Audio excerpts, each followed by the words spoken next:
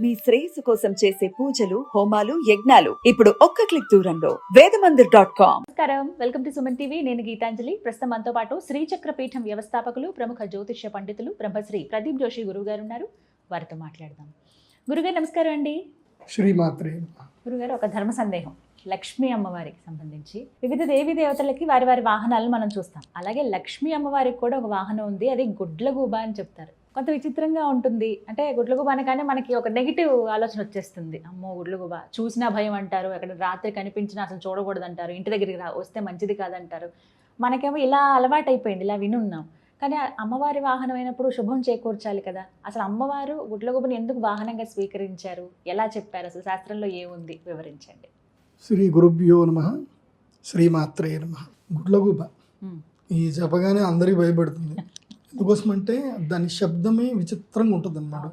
ఊ అంటుంది అన్నమాట. చిన్నప్పుడు మాకు ఒకటి నుడి చెప్పేవాళ్ళు అనమాట. మా అమ్మమ్మ వాళ్ళ ఇంట్లో మా అమ్మమ్మ ఎక్కడదో చెప్తాను వినండి. దామరాజపల్లి అని ఉంటుంది, ఎక్కడైతే మెట్పల్లి దగ్గర. మా అమ్మమ్మ మేనమామ వాళ్ళందరూ బల్యపల్లి వంశస్థులు అనమాట. నేను అక్కడే చిన్నప్పుడు ఉన్నప్పుడు మా మామయ్య తర్వాత మా అమ్మమ్మ చెప్పేది, నరసమ్మ అని చెప్పి మా అమ్మమ్మ అనేది అనమాట. అంటే పిల్లలు ఎవరైనా ఏడుస్తూ ఉంటే, పిల్లలు ఏడ్చేటప్పుడు గుడ్లగూబ ఏడుపు పిల్లల ఏడుపుతో కలవకూడదు, కలిస్తే అరిష్టం అని చెప్తారు. అది ఎందుకో నాకు ఇప్పటివరకు నేను చేసిన రీసెర్చ్ చేసినా నాకు పెద్దగా తెలియదు, కానీ అదేదో చెప్పారు. అది కోసమంటే పెద్దవాళ్ళు ఊరికే చెప్పరు, వాళ్ళకి ఏదో తెలుస్తూనే చెప్తారు. అందుకే పెద్ద గుడ్లగూబ ఏడుపు పిల్లల ఏడుపుతోటి కలవకూడదు అంటారు. అది బాగా గుర్తుపెట్టుకోండి. ఇది ఎందుకోసం ఇట్లా చెప్తున్నాను అంటే, గుడ్లగూబ ఒక చైతన్యమే, కాకపోతే రహస్య చైతన్యం, బాగా గుర్తుపెట్టుకోవాలి. అందుకే ఈ గుడ్లగూబని పూజించే వాళ్ళు ఏంటంటే, వామాచారంలో ఉండేటువంటి వాళ్ళు గుడ్లగూబని పూజిస్తారు. గుడ్లగూబని ఇంట్లో విగ్రహాలు కూడా పెట్టుకుంటారు.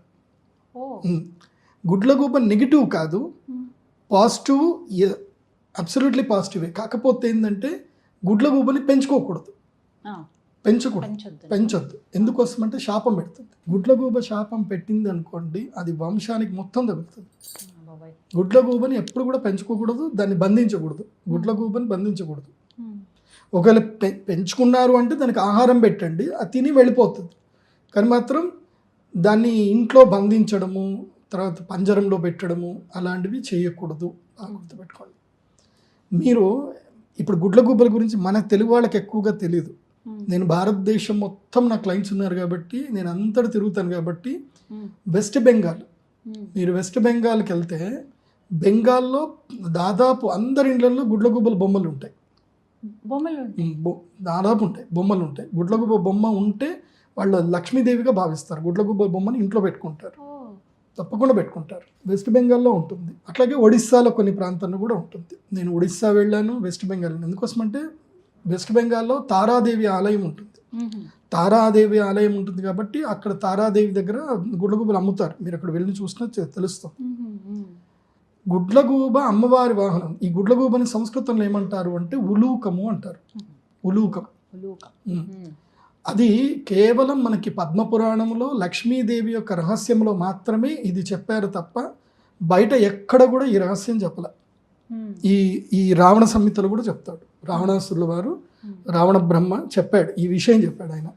అమ్మవారిని ఎలా పూజ చేయాలి, అమ్మవారిని ఎలా ప్రసన్నం చేసుకోవాలి, ఉలూక వాహనం ఎందుకు అమ్మవారు తీసుకుంది, ఇది బాగా అర్థం చేసుకోవాలి. ఉలూక వాహన ప్రియం. అమ్మవారి యొక్క వాహనములో ఇప్పుడు సరస్వతి అమ్మవారికి వెళితే హంస వాహనం. ఎందుకోసం అంటే సోహం హంస అనేటువంటి దానికి అమ్మవారు అధిష్టాన దేవత. లక్ష్మీదేవి అమ్మవారి విషయానికి వచ్చేసరికి వాహనం పక్షి వాహనం అయ్యింది, అది కూడా గుడ్లగూబ అయ్యింది. ఉలూకము ఎందుకు, అది ఫస్ట్ మనం అర్థం చేసుకోవాలి. నంబర్ 1, ఏ పక్షి ఎగిరినా శబ్దం వస్తుంది. ఏ పక్షి ఎగిరినా శబ్దం వస్తుంది. గుడ్లగూబ ఎగిరితే శబ్దం రాదు, సైలెంట్. అసలు ఎగిరితే రెక్కల చప్పుడు కూడా నీకు తెలియదు. అసలు నువ్వు ఎంత మైక్రో లెవెల్లో మైక్ పెట్టినా వినపడదు.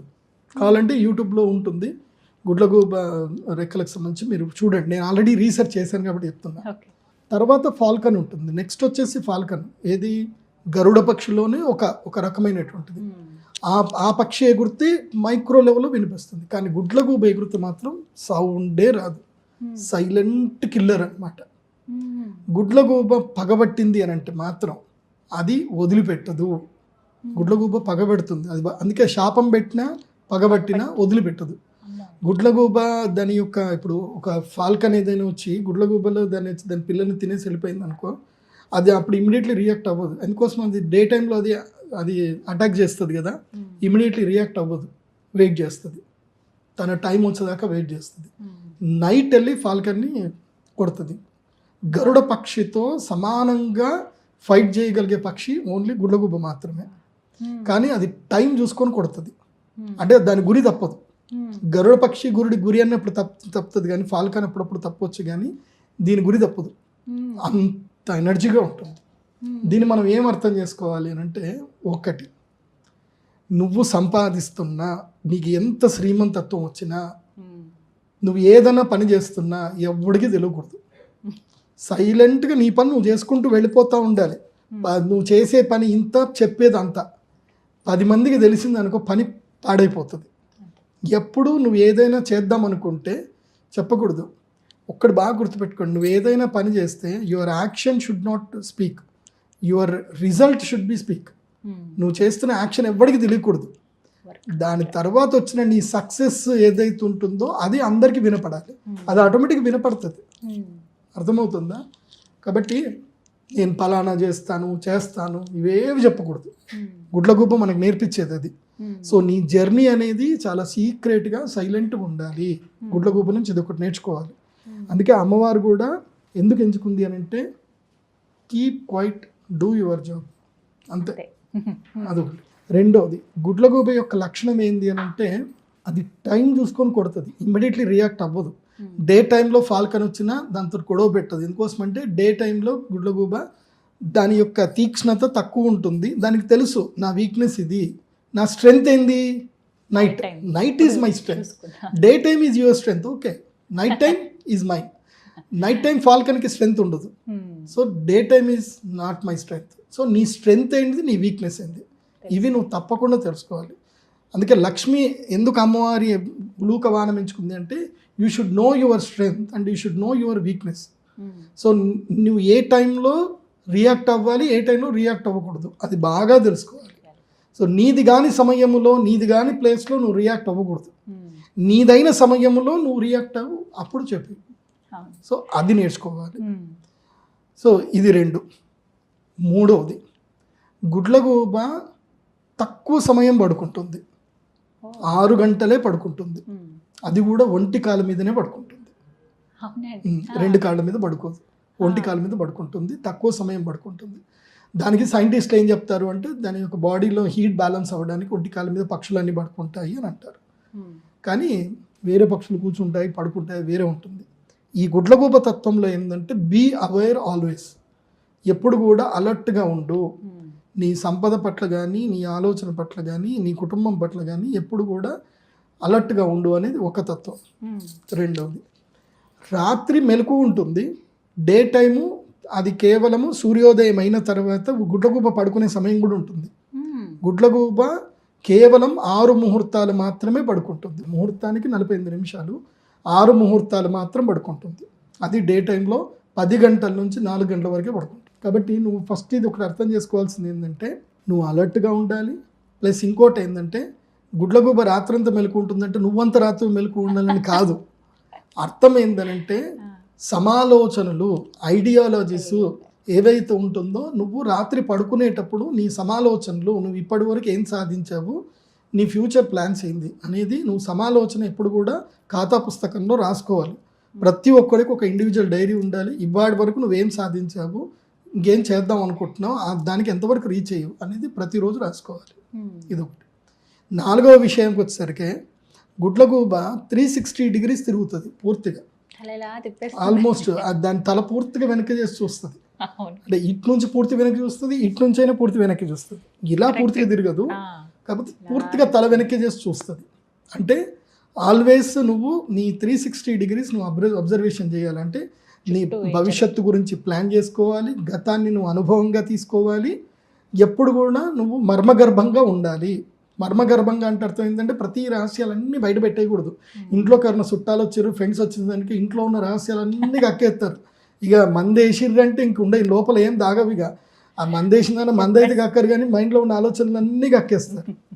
నీ రహస్యాలు ఎప్పుడు ఎవరికి బయట పెట్టకూడదు. బాగా గుర్తుపెట్టుకో. ఇంట్లో జరిగిన గొడవలు, భార్యతో జరిగిన గొడవలు, ఇంట్లో సంబంధించిన సంపాదన ఎవరికి తెలియకూడదు. భార్యకి చెప్పని విషయం కూడా ఒకటి ఉంటుంది, బాగా గుర్తుపెట్టుకోండి. నీ సంపద ఏందో నీ భార్యకు కూడా తెలియకూడదు. అది కూడా బాగా గుర్తుపెట్టుకో. శాస్త్రం చెప్తుంది. నువ్వు ఎంత సంపాదిస్తున్నా నువ్వు సంపాదించిన దాంట్లో వచ్చిన లాభం వరకు మాత్రమే నువ్వు రహస్యంగా ఉంచాలి. నీ ఖర్చులు మాత్రం మొత్తం నీ యొక్క గృహిణికి చెప్పాలి. లాభం రహస్యంగా ఉంచాలి. లేదనుకో అమెజాన్ ఆఫర్ రాగానే తీ దాచినావు కదా తీ అంటుంది. మొన్న అమెజాన్ ఇది ఎంతమంది ప్రతి ఒక్కళ్ళు ₹1,00,000 దాకా బిల్ చేశారు. నేనే ₹1,00,000 బిల్ చేశాను. సో ఆఫర్లు వస్తే చాలు టకా ఎగిరిపోతుంది. అట్లా సరే సద్వినియోగం చేసుకోవచ్చు. కానీ మనిషి దగ్గర ధనం ఉంది అన్న విషయం తెలిస్తే, ధనం ఉంది అన్న విషయం తెలియగానే అది మైండ్లో ఉంటుంది కదా, ఇమ్మీడియట్లీ మనము వెతుకుతూ ఉంటాం అన్నమాట ఆఫర్లు. అందులోపల మనం ఎక్కడైనా పొరబడిపోయి డబ్బులు పోగొట్టుకుంటాం. డబ్బు ఉంది అన్న విషయం చాలా సూక్ష్మంగా గుహ్యంగా పెట్టాలి. ఎవరికి చెప్పకూడదు. చెప్తే వాడి టార్గెట్ నీ డబ్బే అవుతుంది. గుర్తుపెట్టుకో. నువ్వు నీ దగ్గర ఇంత డబ్బు ఉంది అని ఎప్పుడైతే చెప్పావో వాడి మైండ్లో ఉంటుంది, వీడి దగ్గర డబ్బు ఉంది, వీడి దగ్గర డబ్బు ఉంది, ఎట్లా లాగాలి. వాడికి ఏదో ఆఫర్ ఇచ్చినట్టే ఇస్తాడు, కానీ అవి అబద్ధాలు. అండ్ మనిషికి ఒక దుర్గుణం ఏంటంటే వడ్డీ ఎక్కువ వస్తుంది అంటే సెక్యూరిటీ లేకపోయినా డబ్బులు పెట్టేస్తాడు. వడ్డీ ఎక్కువ వస్తుంది అంటే దీని అంత మూర్ఖత్వం ఇంకోటి ఉండదు చెప్తున్నా. అంటే నేను ₹1,00,000 పెడితే నాకు నెలకి ₹1,00,000కి 77 లక్షలు వస్తాయి అనుకున్నా.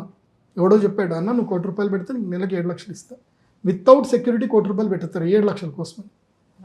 వాడు 7 లక్షలు 10 రోజులు ఇస్తాడు, తర్వాత అయిపోయి అంటే 10 నెలలు ఇస్తాడు. 10 నెలలు కూడా ఆపుకుంటూ ఇస్తాడు. నెక్స్ట్ జంప్ 30 లక్షలు తీసుకొని వెళ్ళిపోతాడు. ఏం చేస్తాం? పేపర్లు పట్టుకొని ప్రామిసర్ నోట్ పెట్టుకొని తిరగలేదు. సో అతి ఆశ పనికిరాదు. గుడ్లగూబ మనకు నేర్పించేది అదే. అది ఎప్పుడు అతి చేయదు గుడ్లగూబ. దానికి ఎంత శక్తి ఉన్నా దాని శక్తిని ఎప్పుడు కూడా చూపించదు. బాగా గుర్తుపెట్టుకోండి. అంటే గుడ్లగూబ ఎక్కడ మీరు మీరు ఎంత కష్టపడి వెతికినా గుడ్లగూబ గూడుని మీరు వెతకలేరు తెలుసా? అసలు ఎక్కడ ఉంటుందండి? అదే కదా, అదే రహస్యం.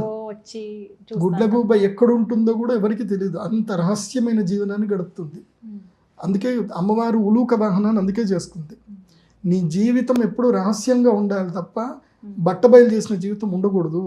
ప్రతిది ఏం జరిగినా సరే, మేము PVR సినిమాకి వెళ్ళామని సెల్ఫీ ఒకటి, మేము పలానా గుడికి వెళ్ళామని సెల్ఫీ ఒకటి, ఏం చేసినా సరే ఇంట్లో ఇది కూర వేసుకున్నాను కూరని పెట్టి మరీ సెల్ఫీ. ఎందుకునా? నీ గురించి నువ్వు ఎంత ప్రపంచానికి తెలియజేస్తూ ఉంటే అంత నువ్వు అందరికి అట్రాక్ట్ అవుతావు. If you attract some one, వాళ్ళ నెగిటివ్స్ని కూడా నువ్వు అట్రాక్ట్ చేసుకుంటావు. They release negative thoughts on you. ఎవడు కూడా ఒకడు సుఖపడితే ఎవడు కూడా బ్లెస్సింగ్స్ ఇవ్వడు. బాగా గుర్తుపెట్టుకోండి. మనిషి లక్షణం అది కాదు. మనుషులు ఒక 10 మంది ఉండొచ్చు. అబ్బా వీడు సుఖపడుతున్నాడురా బాగుంది, వీడు ఇంకా సుఖపడని అని చెప్పేవాళ్ళు 10 మంది ఉంటారు. మనస్ఫూర్తిగా చెప్పేవాళ్ళు 10 మందే ఉంటారు. కాబట్టి సంపద గురించి కానీ ఏది డిస్క్లోజ్ చేయొద్దని మనకి ఉలూక వాహనం చెప్తుంది. ఇంకోటి కూడా బాగా గుర్తుపెట్టుకోండి. ఇదేదో చెప్పారు కదా, గురువుగారు చెప్పారు కదా, ఇమ్మీడియట్లీ గుడ్లగూబ మీద అమ్మవారిని కూర్చోబెట్టి ఆ అమ్మవారి ఫోటో ఇంట్లో పెట్టుకుందాం అనుకుంటారేమో. అస్సలు గుడ్లగూబ వాహనంతో ఉన్న అమ్మవారి ఫోటో ఇంట్లో పెట్టుకోకూడదు. అమ్మవారు ఇంట్లో కమలాసన స్థితి అంటే కమలములో కూర్చొని పద్మాసనంలో. అందుకే పద్మప్రియే పద్మిని పద్మహస్తే పద్మాలయే పద్మదళాయతాక్షి విశ్వప్రియే విష్ణు మనోనుకూలే త్వత్పాద పద్మం మయి సన్నిధత్స్వ. యాసా పద్మాసనస్థ అంటే ఏ అమ్మవారైతే పద్మాసనంలో కూర్చుందో, విపుల కటితటి పద్మపత్రాయతాక్షి గంభీరావర్తనాభిస్తనభరణమిత శుభ్రవస్త్రోత్తరీయ లక్ష్మీ. శుభ్రవస్త్రోత్తరీయ అంటే తెలుపు వస్త్రం కట్టుకున్నటువంటి అమ్మవారు. లక్ష్మీర్ దివ్యేర్ గజేంద్రై మణిగణ గచితైర్ స్నాపిత హేమకుంభై నిత్యం సా పద్మహస్త మమ వసతు గృహే సర్వమాంగళ్యయుక్త. ఈ శ్లోకాన్ని కరెక్ట్గా డీకోడ్ చేసుకుంటే మనకు అన్నీ అర్థమవుతాయి. కాబట్టి ఆ లక్ష్మీదేవి మణిగణ ఖచ్చిత అంటే మణులు ఉండాలి. పూర్తిగా అమ్మవారి ముందు మణులు ఉండాలి.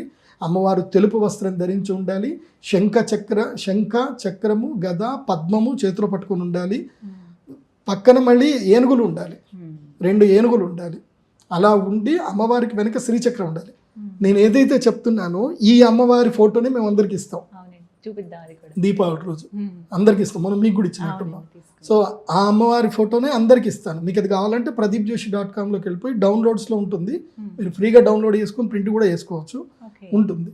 ఆ అమ్మవారిని మీరు కొలవాలి, అమ్మ స్వరూపం అట్లా ఉండాలి, బాగుంటుంది. అమ్మవారి పద్మం ఉండాలి. మామూలుగా లక్ష్మీదేవి ఫోటోలు అన్నీ అట్లాగే ఉంటాయి, కానీ ఉలూక వాహన లక్ష్మిని ఎప్పుడు కూడా ఇంట్లో పెట్టి పూజకు చేయకూడదు. అసలు ఇంట్లో మనం విగ్రహాలు కూడా పెట్టుకోం కదండి, చిన్న బొమ్మలు కూడా పెట్టుకోం కదా. బొమ్మలు పెట్టుకోవచ్చు, ఇబ్బంది ఏం లేదు, కాకపోతే చిన్నవి పెట్టుకోవాలి, ఏం కాదు. చూస్తే మంచిదే అని అంటారా? కనిపించింది అనుకోండి ఇప్పుడు మంచిదే, మంచిదే. ఇప్పుడు గుడ్లగూబ అందరు కనబడదు, కనబడిందంటే అదృష్టమే. గుడ్లగూబ కనిపిస్తే నమస్కారం చేసుకోవాలి అంతే. ధనత్రయోదశి రోజు మీరు నమ్ముతారు నమ్మరు, ధనత్రయోదశి అమ్మవారి గుడికి వచ్చి ఒక గుడ్లగూబ శిఖరం మీద కూర్చొని వెళ్ళిపోతుంది. ప్రతి ధనత్రయోదశికి వస్తుంది, కూర్చొని వెళ్ళిపోతుంది. కానీ నేను ఎవరికి చెప్పను, చూస్తా అంతే.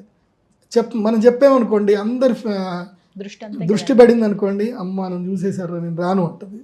అందుకే రీసెంట్ గా కూడా కాశీ విశ్వనాథుడి గుడి దగ్గర తెల్లటి గుడ్లగూబ వచ్చింది, అందరూ చూడండి ప్రాస్పెరిటీకి చిహ్నం అన్నట్లుగా చూసారు. ఒక వీడియో బాగా వైరల్ అయిందండి. ఆ బంగారు గోపురం ఉంది కదా, అందులో కూర్చుని ఉంది, వైట్ కలర్ లో ఉంది బాగా. మా నిజామాబాద్లో అంటే ఇది ఇందూరు దేవస్థానం అంటారు. మా నాన్నగారు ఆస్థాన పండితులు అయి ఉండేవారు. నీలకంఠేశ్వర స్వామి దేవస్థానం అని ఇందూరులో ఉంటుంది. ఈ చాలా మందికి నిజామాబాద్లో ఉండేటువంటి వాళ్ళకు కూడా తెలియదు, ఇందూరు వాళ్ళకు కూడా తెలియదు. మా నాన్నగారు నాకు చెప్పారు, అది అర్చకులకు కూడా తెలుసు. నీలకంఠేశ్వర స్వామి దేవస్థానానికి పైన ఒక గోల్ ఉంటుంది అనమాట, ఒక ద్వారం ఉంటుంది. అది ఎందుకు పెట్టారో ఇప్పటికి ఎవరికి తెలియదు. అది గుడ్లగూబ ఉండడానికి కట్టారు అది. అప్పుడు ఆ దేవస్థానం కట్టేటప్పుడే స్థపతి అప్పుడు నిర్ణయం అది జరిగింది. ఆ దేవస్థానంకి ఏంటంటే కట్టేటప్పుడు ఇక్కడ లక్ష్మీదేవి సాన్నిధ్యం ఉండాలి కాబట్టి గుడ్లగూబకి ఇక్కడ ప్లేస్ ఉండాలి అని చెప్పి ఆ గుడి కట్టేటప్పుడే ఆ ప్లేస్ వదిలిపెట్టారనమాట. దాని తర్వాత వీళ్ళంతా దీపాలు పెట్టడానికి ఏదో చేశారు, కానీ చాలామందికి తెలియదు. మా నాన్నగారికి తెలుసు. తర్వాత ఏమైందంటే ఈ గవర్నమెంట్ కబ్జా చేసిన తర్వాత మాటలు వినడం బంద్ చేసింది. గవర్నమెంట్ కబ్జా చేస్తే అంతే ఉంటుంది, ఇంకా ఎండోమెంట్ డిపార్ట్మెంట్ కబ్జా చేస్తే ఇక ఆచారాలు విచారాలు అనువంశికుల్ని ఎత్తిపాడేయడము. ఎందుకోసమంటే అనువంశికులు ఉన్నారంటే వీళ్ళు ఎప్పుడైనా వచ్చి మళ్ళీ గుడి తీసుకుంటారను వాళ్ళకి ఏదో ఒకటి ఇరికిచ్చేసి వాళ్ళని పంపించేసి ఇంకా మొత్తం గుడిని కబ్జా చేసుకోవడం అది నడుస్తూ ఉంటుంది. అందుకే నీలకంఠేశ్వర స్వామి దేవస్థానానికి మీరు వెళ్ళి ఇప్పటికీ ఉందేమో, నేను చాలా ఏళ్ళైంది చూసి. అప్పుడు ఉంటుండే, నేను చిన్నప్పుడు చూశాను, ఇంత పెద్ద గుడ్లగూబ ఉంటుండే, అది దాదాపు ఇంత పెద్ద ఉంటుండే, ఈ నా అరచేయి ఎంత ఉంటుండే. కళ్ళు చూస్తే భయం వేస్తే ఫస్ట్ అసలు భలే ఉంటుంది, అయినా ఆ రూపం కూడా విచిత్రంగా. కానీ ఈ గుడ్లగూబలకి ఆవాస క్షేత్రం ఏంటి అంటే ఆస్ట్రేలియాకి గుడ్లగూబ అని అక్కడ ఎక్కువ ఉంటాయి అక్కడ. అందుకే అస్త్రాలయ పోయి ఆస్ట్రేలియా అయింది. అదే ఆస్ట్రేలియాలో ఎక్కువ ఉంటే పెంచుకుంటారు కూడా చాలా మంది అక్కడ. అది అమ్మవారి వాహనం అవడం కారణం అది. అమ్మ ఆ వాహనాన్ని ఎందుకు ఎంచుకుందో, దాని ద్వారా అసలు మనకేం చెప్తుందో అనేది చాలా బాగా ఎక్స్ప్లెయిన్ చేశారు. కానీ అదృష్టం ఉన్న వాళ్ళకి మాత్రమే శ్వేత ఉలూకం కనిపిస్తుంది. శ్వేత ఉలూకం అంటే ఏంది? తెల్లటి గుడ్లగూబ. శ్వేత ఉలూకం కనిపించేదంటే ఇంకా నీ జీవితంలో అదృష్టం వచ్చినట్టే నీకు. అది దీపావళి రోజు ధనత్రయోదశి నుంచి 3 రోజుల్లో ఎప్పుడు కనిపించినా అదృష్టమే. అది చూడాలి, ఇంకా అందరూ ఆ వేటలో ఉంటారు. ఎక్కడెక్కడ అట్లని గట్టిగా పట్టుకోవద్దు, నీకు కనిపిస్తే చూడాలి. కానీ ఎక్కడ దొరుకుతుంది? పూర్వకాలం అదే పాలపిట్ట చూడాలని చెప్పి దసరా పాలపిట్టలు కాలు కట్టేసిందని చూపిస్తారు. అది అంతకన్నా దారుణం ఇంకోటి ఉండదు, అది తప్పట్లేదు. వాటిని హింసించకూడదు, వాటిగా వాలంటరీ కనబడాలి. వాస్తవంగా ఈ పాలపిట్టది కూడా ఒక జ్యోతిష్యంలో ఒకటి ఉంది. పాలపిట్ట ఏ ముహూర్తంలో అయితే నీ పొలంలో వచ్చి కనబడిందో ఆ సమయం లోపల నువ్వు ఏదైనా ధాన్యం వేస్తే నీకు అది అదృష్టాన్ని కలిగిస్తుంది. నీ పొలంలో పాలపిట్ట వచ్చి ఉండాలి, ఆ టైంకి నువ్వు అక్కడ ఉండాలి. అది న్యాచురల్గా వచ్చి నీ పొలంలో కూర్చోవాలి, చూడాలి. నువ్వు చూసిన సమయానికి నువ్వు ధాన్యం ఏదైనా వేయి, అది నీకు అదృష్టం ఇస్తుంది. చాలా రాసింది శాస్త్రంలో ఉంది. కానీ దాన్ని బలవంతంగా తీసుకొస్తే తప్పది, అవి న్యాచురల్గా రావాలి. ఇంకెక్కడ పక్షులండి, నేను మళ్ళీ మొన్న రోబోట్ సినిమా చూశాను, నాకు అది వాస్తవమే అనిపిస్తుంది. పక్షులు ఎక్కడ కనిపిస్తలేవు. భాగ్యనగరంలో కాకులు ఎక్కడ కూడా కనిపిస్తలేవు. అన్నీ పోతున్నాయి, అయిపోయింది. ఇంకా మనం డెవలప్ అవుతున్నాం కానీ మన మనుగడను మనం నాశనం చేసుకుంటున్నాం. కొంతమంది ప్రయత్నిస్తున్నారు కానీ అవి అంత ఈ రేడియేషన్ వల్ల చనిపోతున్నాయని చెప్పి అది వాస్తవం అది. కానీ ఇప్పటికీ ప్రభుత్వాలు వాస్తవాన్ని అనుగ్రహించకుండా వెళ్తే పబ్లిక్ గివప్ చేసుకుందామన్నా ఏం చేస్తున్నారంటే డిజిటల్ పేమెంట్స్ ఎక్కువ చేస్తున్నారు. ఇప్పుడు డిజిటల్ పేమెంట్ వచ్చిందంటే మొబైల్ లేకపోతే మనం ఏం చేయలేం. డబ్బు అనేది ఒక్కటి తీసి పడేస్తే మొబైల్ నుంచి మనకి అంత అవసరం లేదు. ఈ ఆన్లైన్ పేమెంట్స్ ఇది అదొక్కటి తీసి దాన్ని గనక వేరే సిస్టంలో గనక ఏదైనా మార్చగలిగితే మన మొబైల్స్ని మనం అవాయిడ్ చేయొచ్చు. ఇప్పుడు కూడా నేను మొబైల్ గివప్ చేయడానికి నేను రెడీ ఉన్నా, నాలాగా చాలామంది రెడీ ఉన్నారు. Except the payment system. మునుపు డబ్బులు జేబులో పెట్టుకొని పోవాలంటే దొంగల భయము, ఇప్పుడు డబ్బులు జేబులో పెట్టుకొని పోవాల్సిన అవసరం లేదు. నేను ఢిల్లీ పోతున్నా, నా జేబులో రూపాయి లేకుండా పోతాను ఢిల్లీకి, హ్యాపీగా ఇదవుతుంది. కానీ టీ తాగే దగ్గర కూడా ఫోన్ పేలు గూగుల్ పేలు ఉన్నాయి, ప్రతి చోటు ఉన్నాయి. అక్కడ దాకా ఎందుకండి, మామూలు చిన్న చిన్న వస్తువులు అమ్ముకునే దగ్గర 2 రూపీస్ 3 రూపీస్ ఉన్నవి 10 రూపీస్ ఉన్నవి కూడా ఇంకా ఫోన్ పే చేసేస్తున్నారు. ఇంకా అంత అవసరం ఉండట్లేదు. అదే కదా. కానీ అదొక్కటేనండి, ఇప్పుడు మనం మొబైల్ గివ్ అప్ చేయడానికి అదొక్కటే రీజన్ ఆపుతుంది. కానీ లేదంటే we're all ready to give up the mobiles. దానికి ఏదైనా సైంటిస్ట్ ఏదైనా ఒక సొల్యూషన్ కనుగొనండి. సింపుల్ మొబైల్, సింపుల్ టెక్నిక్లో పేమెంట్ చేసేది ఏదైనా కనుగొనండి. వస్తాయి ఇంకా త్వరలో కూడా. Do not use so much radiations. అది లేకుండా ఎన్విరాన్మెంట్ని కాపాడడం మన బాధ్యత. అండ్ ఈ కర్ణపిశాచి వల్ల సంసారాలు నాశనం అవుతున్నాయి, ఎన్ని జీవితాలు నాశనం అవుతున్నాయి. నిజం. పిల్లలు అందరికీ ప్రాబ్లమ్సే. అందుకే మనకి ఉలూక తత్వంలో అది ఇమీడియట్లీ రియాక్ట్ అవ్వదు. గుడ్లగూబ అది దాని పిల్లని అక్కడ చంపుతున్నా సరే అది రియాక్ట్ అవ్వదు, అక్కడ కూర్చుంటుంది. నేను చూసాను, వీడియోస్ చూసాను, కూడా చెప్తున్నా అది రియాక్ట్ అవ్వదు. అంటే ఏ సందర్భంలో అయినా, ఇప్పుడు ఇంట్లో ఏదైనా గొడవలు జరిగినా, నీ లవర్ తోటి మాట్లాడుతున్నా, మీ భార్యతోటి ఒకవేళ ఫోన్లో మాట్లాడినా, అలిగి పోయింది, డోంట్ రియాక్ట్ ఇమీడియట్లీ. కొన్ని రోజులు స్పేస్ ఇవ్వు, టైం స్పేస్ ఇవ్వు. ఎవరికైనా స్పేస్ ఇవ్వాలి, సెటిల్ అవ్వడానికి స్పేస్ ఇవ్వాలి. ఇంట్లో గొడవ జరిగింది, ఒక 2 రోజులు సైలెంట్గా ఉండండి. ఇంట్లో ఎవ్వరూ ఏది మాట్లాడకుండా సైలెంట్గా ఉండండి. తర్వాత మెల్లిగా ఒక్కొక్కటి కూడా సార్ట్అవుట్ చేసుకుంటారండి. గొడవలు జరగకపోతే అది కుటుంబమే కాదు, గొడవలు జరుగుతాయి. కాకపోతే దాన్ని ఎలా నువ్వు సెటరేట్ చేసుకుంటున్నావు, ఎలా టైంని ఎలా రియాక్ట్ అవుతున్నావు అనేది ఇంపార్టెంట్. నీ రియాక్షన్ తోటి యాక్షన్ తగ్గాలి తప్ప యాక్షన్ పెరగకూడదు. సో దాని సొల్యూషన్ ఎత్తుక్కుంటూ వెళ్ళాలి కానీ మళ్ళీ పెంచకూడదు. అది గనక కరెక్ట్గా కుటుంబ సభ్యులు నేర్చుకోగలిగితే అది బాగుంటుంది. గుడ్లగూబ నేర్పించేది కూడా అదే. మంచి సలహా సూచన కూడా ఇచ్చారు. థ్యాంక్ యూ సో మచ్ గురుగారు. ధన్యవాదాలండి.